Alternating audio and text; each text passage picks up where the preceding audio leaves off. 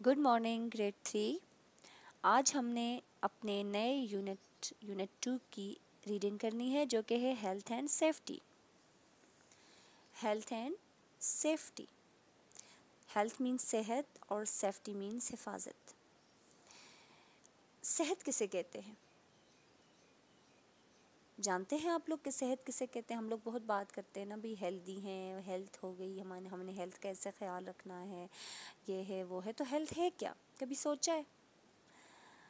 जी हाँ, जब आपका जिस्म और आपके जिस्म के तमाम एज़ा, तमाम ऑर्गन्स, तमाम सिस्टम्स प्रॉपरली काम कर रहे होंगे तो कहा जाएगा कि आप क्या हैं? हेल्दी हैं।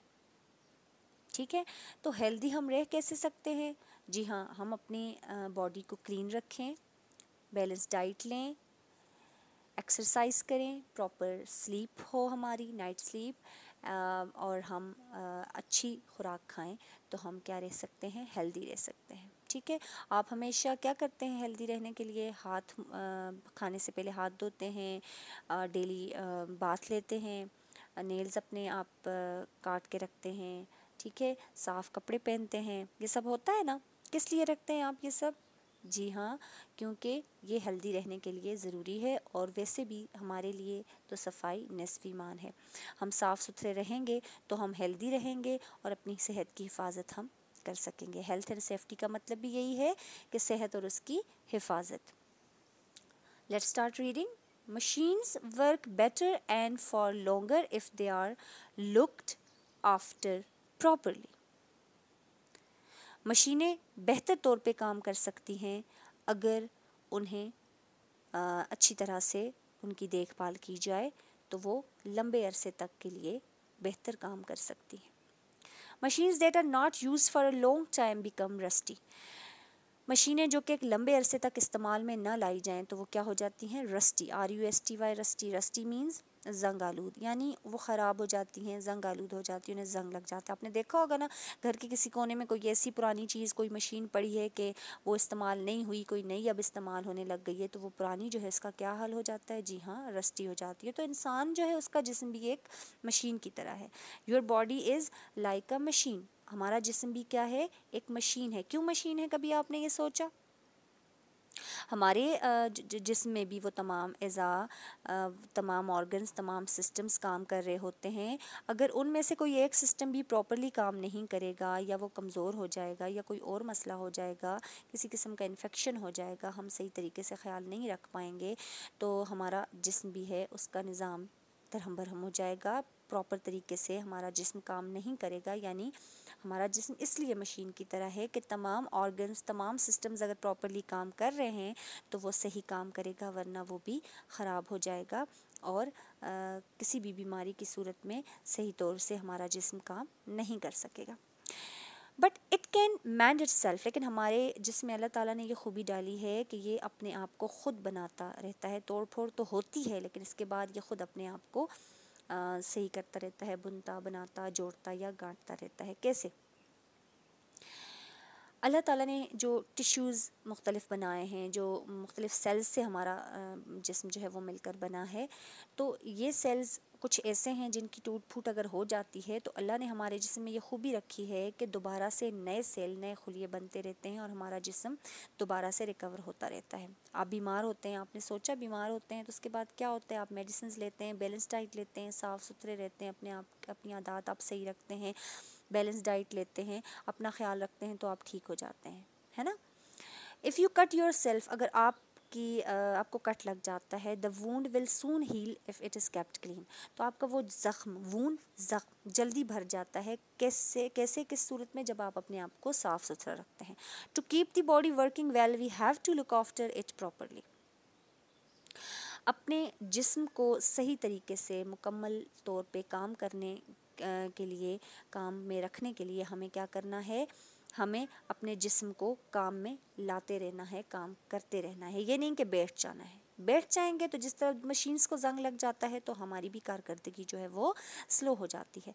गुड फूड्स मीन्स अच्छी खुराक, प्लेंटी ऑफ एक्सरसाइज, ورزش کی بہتات، فریش ایئر تازہ ہوا، انف سلیپ مکمل نیند and clean habits all help the body to last a long time. یہ تمام چیزیں جو ہیں وہ ہمارے جسم کو ایک لمبے عرصے تک کے لیے کام کرنے میں مددگار ہوتی ہیں.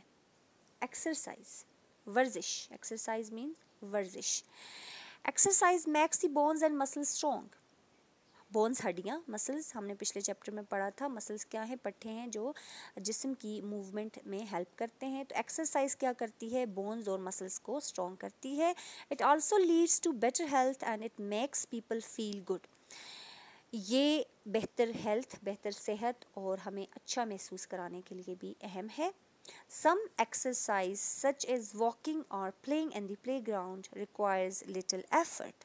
کچھ ایسی ورزشیں ہوتی ہیں جن میں ہمیں اتنی زیادہ ایفرٹ، اتنی محنت نہیں کرنی پڑتی، اتنی کوشش نہیں کرنی پڑتی. جیسے آپ واک کر رہے ہوتے ہیں، عام ساتھ کھیل رہے ہوتے ہیں تھوڑا سا، تو پلے گراؤنڈ میں اس میں آپ کو اتنی محنت نہیں کرنی پڑتی، اس میں آپ کو تھوڑی سی کوشش کرنی پڑتی ہے. ٹھیک ہے، جیسے واکنگ اور پلینگ ان دا play ground requires little effort.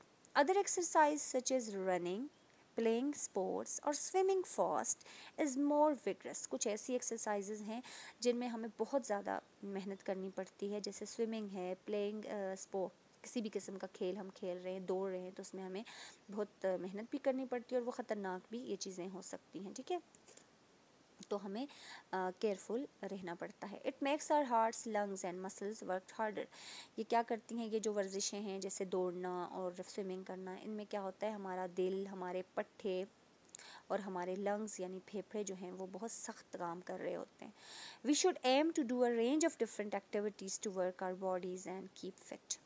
ہمیں کیا کرنا چاہیے؟ مختلف قسم کی ایکٹیویٹیز، سرگرمیاں رکھنی چاہیے تاکہ ہمارا جسم جو ہے وہ فٹ رہے اور کام کرتا رہے. ٹھیک ہے، جتنا آپ اپنے جسم کو استعمال کریں گے، یہ بھی نہیں کہ آپ حد سے زیادہ ہی کھیل کود میں لگ جائیں اور بہت ہی زیادہ کام میں نہیں. اللہ تعالیٰ نے ایک خاص لمٹ آپ کو بتائی ہے، اس میں آپ رہ کر ایکسرسائز بھی کریں گے اور کام بھی کریں گے تاکہ آپ کا جسم جو ہے اس میں جو ہمارے خون کا نظام ہے، خون کی گردش ہے، وہ پراپر طریقے سے ہو.